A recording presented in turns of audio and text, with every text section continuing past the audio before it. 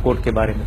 But again ये one sided discussion जो continuous होता है ना, इससे मुझे बड़ी आग लगती है कि ये आप लोग हमेशा उठाते हैं मुंबई, पठानकोट, कारगिल, ये बात करते रहेंगे, लेकिन कभी आप नहीं बात करेंगे भाई सियाचिन की भी बात कर लो, भाई बांग्लादेश की भी, ईस्ट पाकिस्तान की भी बात कर लो, समझौता एक्सप्रेस की भी बात को वो नहीं करेंगे आप। सर आप कह रहे हैं कि हफीज सईद क्या कह रहा है, उसका मैं नहीं बिलीव करता। ये आपको मालूम नहीं, मैं आपको बताऊं कि 4 फरवरी को हफीज सईद ने एक रैली दी जिसकी क्लिपिंग हमारे पास है, जिसमें वो कहते हैं कि क्या हमारे पास पठानकोट स्टाइल अटैक्स करने की, हमारी हिफाजत के लिए पठानकोट जैसे हमले करने की छूट नहीं है। अभी तो आपने एक ही पठानकोट पे हमला देखा है, ऐसे और होंगे। ये हफीज सईद ने पब्लिक रैली में बोला है, उसकी क्लिपिंग हम लोगों के पास है।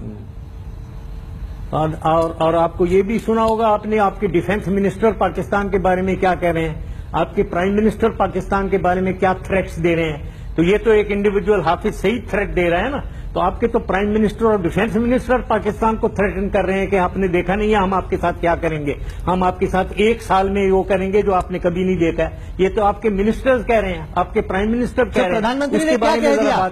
जहां तक हमें मालूम है, हमारे वजीर आजम तो जब अफगानिस्तान से लौट रहे थे वो लाहौर में रुके, प्रधानमंत्री नवाज शरीफ की फैमिली में एक शादी थी, उसको उन्होंने अटेंड किया, उनके माता पिता से मिले, परिवार वालों से मिले, और दोस्ती की बहुत बड़ी पेशकश भारत की तरफ से पाकिस्तान को हुई, जिसका जवाब पाकिस्तान ने दिया पठानकोट के हमले के साथ।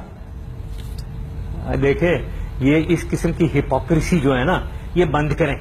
ये अपने प्राइम मिनिस्टर को भी कहें, ये हिपोक्रेसी बंद करें। अगर दिल से और दिमाग से आप करना चाहते हैं ना दोस्ती पाकिस्तान से, फिर आगे बढ़ें। ये गले मिलने, वहां आकर गले मिलने से कुछ नहीं होगा। नहीं, पर कहीं ना कहीं हमने देखा कि आप तो अभी भी डिनायल में हैं, लेकिन कम से कम पाकिस्तानी सेना ने और पाकिस्तानी प्राइम मिनिस्टर ने माना। सर एक बार सुन लीजिए कि जो लोग इन्वॉल्व थे, जिन्होंने फोन कॉल किए, जिन्होंने इस अटैक को प्लान किया, उनके खिलाफ कार्रवाई होगी। एक GIT भी बनी, ज्वाइंट इन्वेस्टिगेशन टीम भी बनी। पहली दफा मुंबई में ये नहीं हुआ, उससे पहले कभी नहीं हुआ, पार्लियामेंट के हमले के वक्त नहीं हुआ।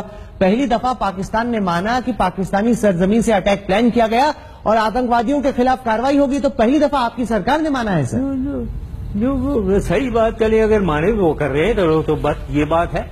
लेकिन अगर मैं सरकार होता तो मैं आपसे ये वो समझौता का भी डिमांड करता आपसे, और मैं सियाचिन के ऊपर भी डिमांड करता, और आपसे एक्सप्लेनेशन, मैं ईस्ट पाकिस्तान की भी आपसे मैं एक्सप्लेनेशन लेता। क्या आपको लगता है कि इस वक्त पर हिंदुस्तान और पाकिस्तान आगे बढ़ सकते हैं? क्योंकि पाकिस्तान ने पठानकोट के बाद जो वादा किया कि आतंकवादियों के खिलाफ कार्रवाई होगी, जैश ए मोहम्मद के चीफ मौलाना मसूद अजहर के खिलाफ कार्रवाई होगी, हमने जमीन पर कुछ देखा नहीं है। यहां तक कि अब तक तो FIR भी दर्ज नहीं हुई है उन लोगों के खिलाफ। देखें, बात यह है कि आप इश्यूज ये ले लेते हैं जबकि उसकी कॉजेज की तरफ नहीं जाना चाहते हैं। मैं कहता हूं कि हम बिल्कुल आगे बढ़ना चाहिए, पाकिस्तान और हिंदुस्तान में बिल्कुल दोस्ती होनी चाहिए, हम भाईचारा होना चाहिए, एक दूसरे के फेवर में ट्रेड और इकोनॉमिक रिलेशंस होनी चाहिए, बिल्कुल होनी चाहिए।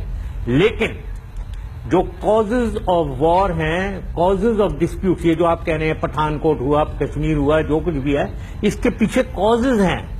कॉज कश्मीर डिस्प्यूट है, इसको आप डिनाई करते रहेंगे क्योंकि आप हमें दबाना चाहते हैं।